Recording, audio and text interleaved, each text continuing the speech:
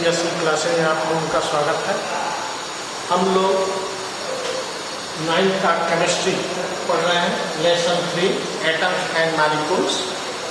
इस atom and molecules में मैंने आप लोगों को law of mass of conservations, law of mass, law of constant correlations, उसके बाद मैंने आप लोगों को Dalton's theory, demerit of Dalton's, merit of Dalton's, ये उसके बाद मॉडर्न एटॉमिक थियरी, यहाँ तक मैंने पढ़ा दिया था। अब उसके बाद हम लोगों को पढ़ना है सिंबल ऑफ एलिमेंट्स, तत्वों का प्रतीक। What is this symbol? Symbol किसको कहते हैं? तत्व का प्रतीक किसको कहते हैं? किसी भी तत्व का प्रकट करने के लिए प्रयुक्त हुआ चिन्ह को ही उस तत्व का प्रतीक कहते हैं। क्या बोला हूँ? किसी भी तत्व का प्रकट करने के लिए प्रयुक्त होने वाले चिन्ह को उस तत्व का प्रतीक कहते हैं। इंग्लिश में क्या कहोगे? The apply of these symbols are indicated to these elements. Those elements are called to symbols. Called to symbols. अब ये सिंबल्स जो है कैसे बनाए गए हैं? ये सिंबल्स जो है कैसे कैसे इसको निर्धारित किया गया है? सिंबल या प्रतीकों को निर्धारण करने के लिए determination of the symbol of elements are time to time following type of various type of scientist are explain in our mythology. First है old symbol of elements. First क्या है इसमें? Old symbol of elements.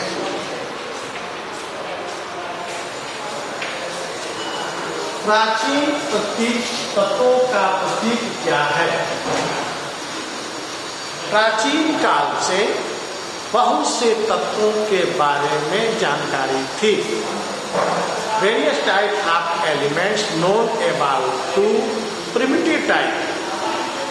Those primitive types are known. Two elements related to planets or solar systems. अर्थात प्राचीन लोगों की ये अवधारणा थी कि जो तत्व है, एलिमेंट्स हैं, वह एलिमेंट सोलर सिस्टम एंड उसमें इन्वॉल्व जो है प्लैनेट्स, सब प्लैनेट्स या सैटेलाइट्स जो होते हैं उससे रिलेटेड होते हैं। इसलिए जो प्राचीन दार्शनिक ओल्ड फिलॉसफर जिसका नाम था कैमिगारो, क्या नाम बोला हूँ? कैमिगारो। कैमिगारो ने इन एलिमेंट्स को वह सोलर सिस्टम के पार्ट्स जो हैं उनके नाम का उपयोग किया और उनके द्वारा इसको सिंबल बनाया। दी ओल्ड फिलॉसफर कैमिगारो are applied to symbol of elements on the basis of solar system. The solar system is the presents to Sun, Moon, Jupiter, Mars, various types of planets and subplanets are used for nomenclature for elements. For example में इसको देखें, जैसे gold को क्या किया? सोने अर्थात सन के रूप में सिल्वर, सिल्वर को क्या किया, इसको जो है मून के रूप में दर्शाया। वैसे ही गोल्ड सिल्वर लोहा को, ये लोहा को आयरन, आयरन को इसका आधार, आयरन को जो है शनि ग्रह से देखा जाता है। ऐसे ही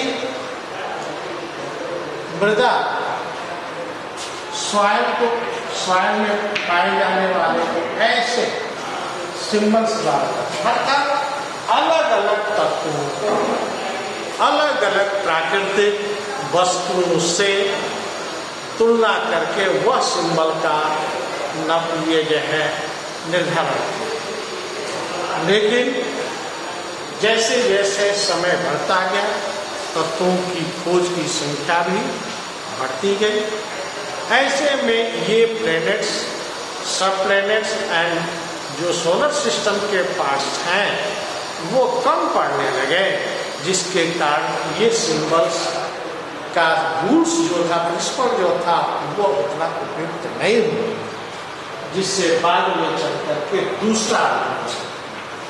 दूसरा रूल्स किसके आधार पर डाल्टन ने प्रस्तुत किया। Dalton symbol of elements, Dalton symbol of elements.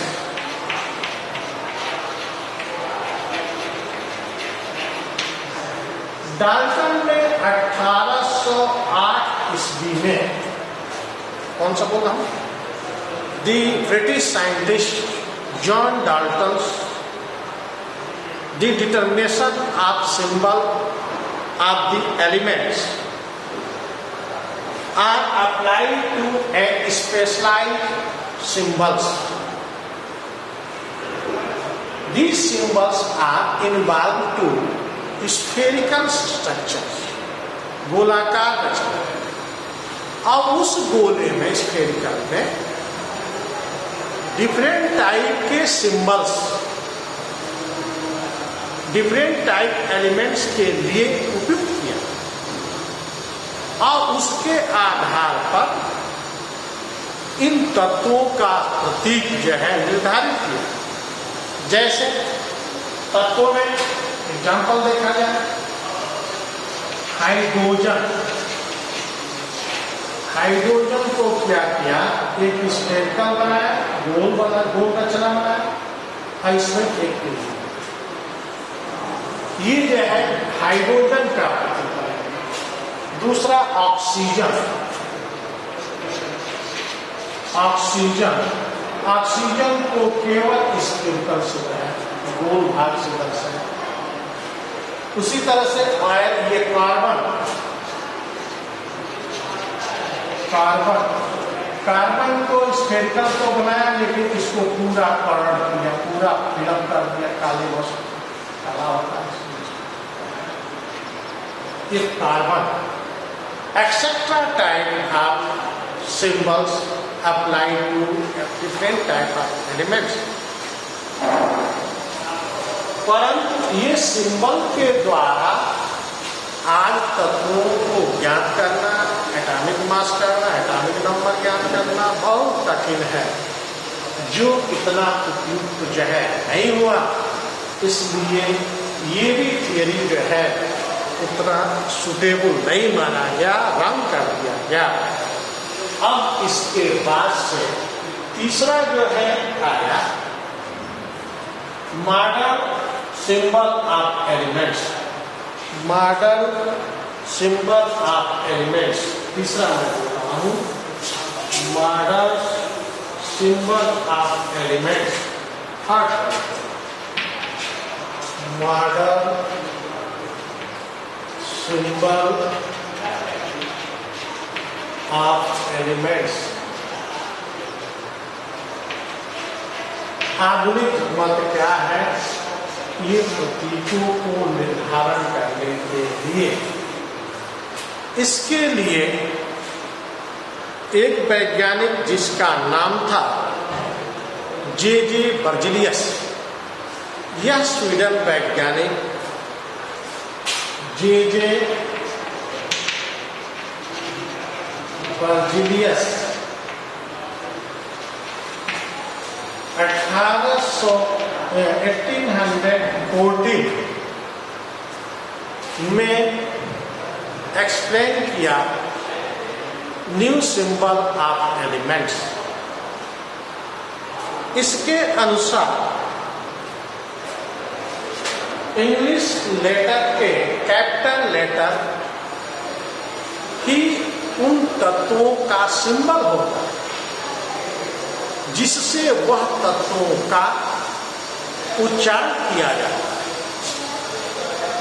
अर्थात ये क्या कहोगे, the English language use of alphabet capital letter to alphabet is the first alphabet is symbol of elements.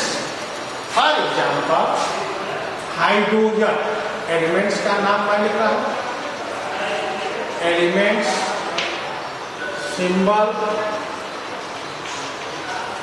Elements में हो जाएगा हाइड्रोजन। हाइड्रोजन इंग्लिश अल्फाबेट के H से प्रारंभ होगा। The starting of hydrogen spelling is the H, English capital letter of alphabet.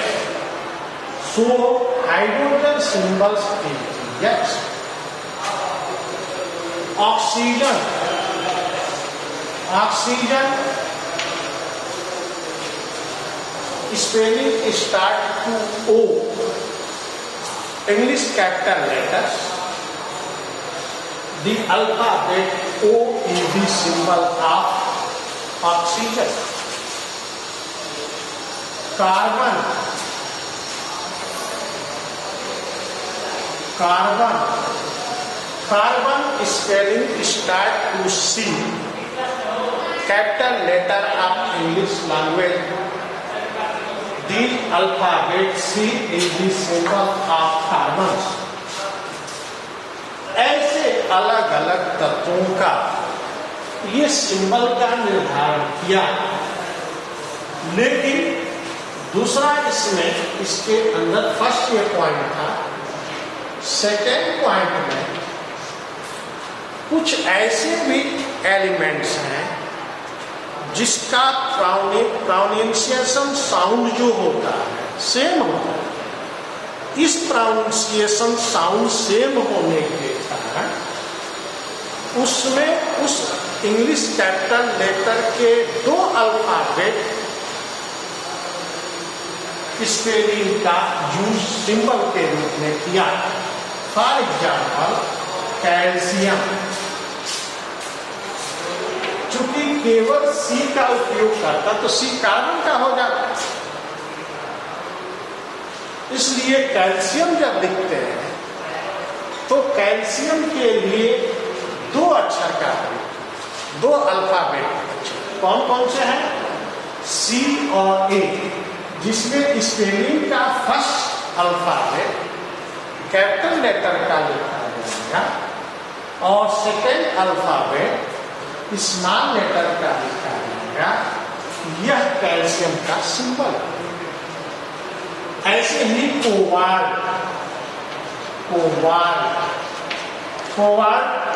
only C is the not symbol for cobalt. These are used for CO. CO is C is the capital letter, right, and O is the small letter. These are symbols of CO to cobalt. Cadmium, CADMIUM, इसमें CA नहीं कर सकते हैं, इसके लिए C और D का use करेंगे symbol of cadmium of elements. ऐसे इसने जो है निर्धारित किया। थर्ड पॉइंट है इसका कि कुछ एलिमेंट्स का खोज या डिस्कवरी बहुत ही प्राचीन रूप में खोज किया जा चुका था, जो अंग्रेजी की मदर लैंग्वेज लैटिन भाषा से जो अंग्रेजी उत्पन्न हुई है, उसी भाषा में जो उसका नामकरण नामिकल्चर किया जाता था, उसी भाषा के अनुरूप ही उसका जो है सिंबल बना। जैसे सोडियम जो है ये इंग्लिश में हो जाएगा, लैटिन भाषा में इसका जो है नेट्रियम, क्या बोलेंगे, नेट्रियम। इसलिए इसका सिंबल जो होगा यानी क्या हम लोग सोडियम कहते हैं इंग्लिश लैंग्वेज में, लैटिन लैंग्वेज में क्या कहेंगे, नेट्रियम। जब नेट्रियम कहेंगे तो इसमें यानी ए 2 अल्फाबेट्स स्पेलिंग का यूज करके उसका सिंबल होता है। ऐसे ही पोटेशियम में हम लोग इंग्लिश में पोटेशियम कहते हैं, लैटिन भाषा में इसको केल्विन बोलते हैं। केल्विन में इसका प्रतीक क्या हो जाएगा, के द्वारा इसका प्रतीक बनाएंगे। इंग्लिश लैंग्वेज यूज न करके लैटिन लैंग्वेज का first alphabet is the symbol of elements. ऐसे ही और भी एलिमेंट्स हैं, जैसे गोल्ड को जो है इंग्लिश में, सोना को इंग्लिश में गोल्ड बोलेंगे, लेकिन जो है लैटिन भाषा में इसको जो है ये क्या कहते हैं, आरम, AURUM, आरम। इसका प्रतीक क्या हो जाएगा, सिल्वर, चांदी को, सिल्वर को अर्जेंटम, AG इसका। ऐसे इन्होंने इन लैटिन भाषा में पहले से ही बोले जाने वाले, उच्चारित होने वाले स्पेलिंग के फर्स्ट और सेकंड अल्फाबेट को सिंबल के रूप में यूज किया और उसका सिंबल जो है बनाया। ऐसे सिंबलों के द्वारा हम लोग जो है निर्धारित किए हैं और इन सिंबल को हम लोग पढ़ेंगे, जिसमें अलग अलग तत्वों का सिंबल्स जो है अलग अलग निर्धारित किया गया है। अब आप लोगों को मैं एक सजेशन दूंगा कि कम से कम एटॉमिक नंबर्स, मास नहीं बोल रहा, एटॉमिक नंबर्स 1 से 30 तक सभी तत्वों का नाम, atomic number, atomic mass learn करें। कितना सीखता था, 1 से 30 तक। अब इसके बाद हम लोग पढ़ेंगे एटॉमिक मास क्या है, ये सिंबल आप एलिमेंट्स में बोलते हैं। अब पढ़ेंगे हम लोग atomic mass.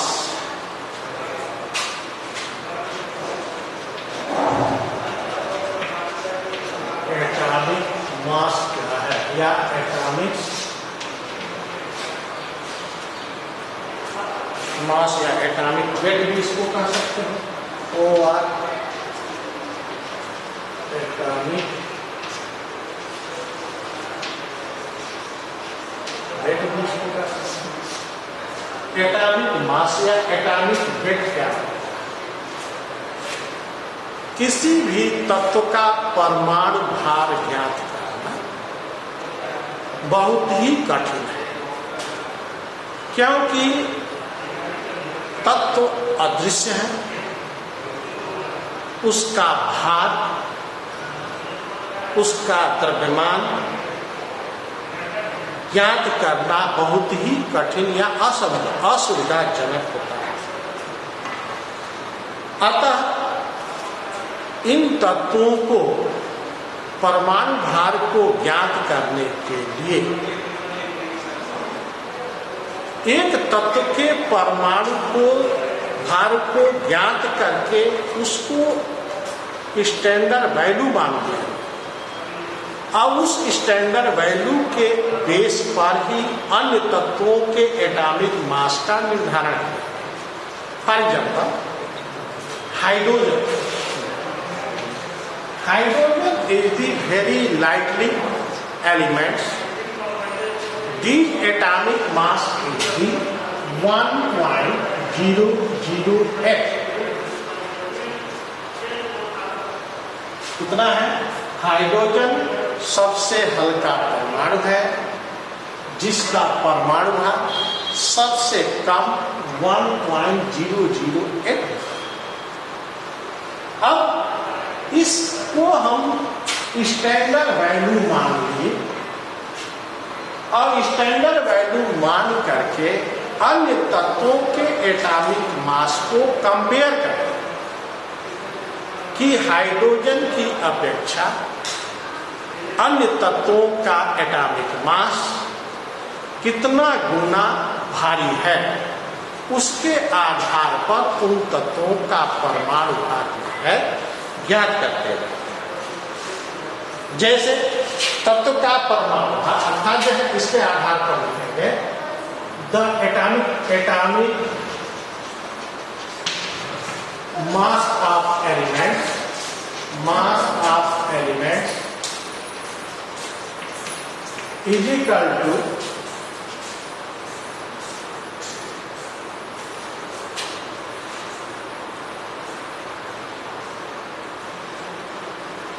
one atomic mass of elements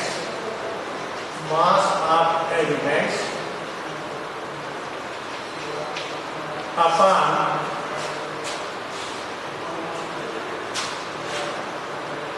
atomic mass of hydrogen। जैसे क्या करेंगे atomic mass of elements is equal to 1 atomic mass of elements upon atomic mass of hydrogen. Atomic mass of 1 hydrogen के आधार पर हम atomic mass को calculate करें। क्या क्या बोला मैंने? एटॉमिक मास क्या है या एटॉमिक वेट क्या है?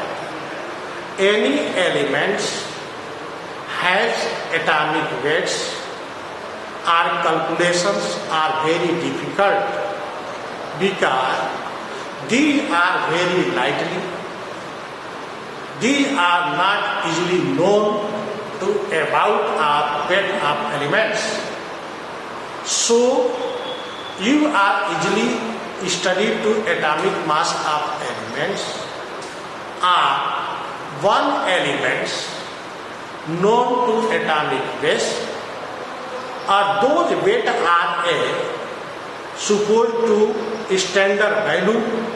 These standard value are compared to another type of elements on the basis of determination to atomic mass of elements।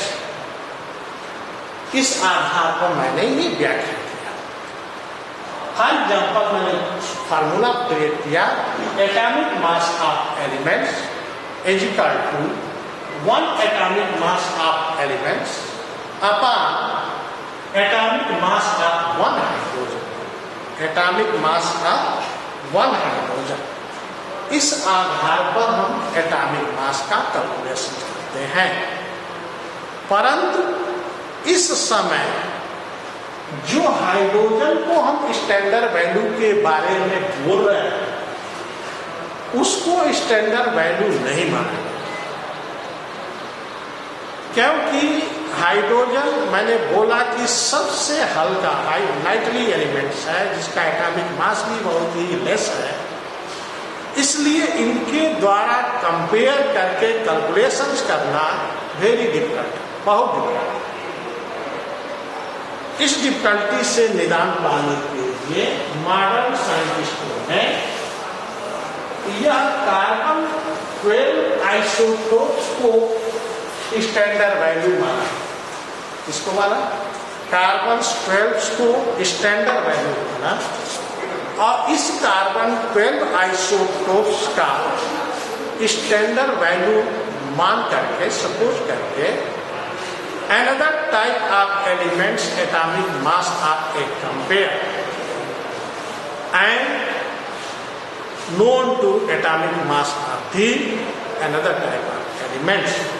इसके आधार पर हम परमाणु द्रव्यमान की इकाई क्या मानेंगे? Atomic mass of unit,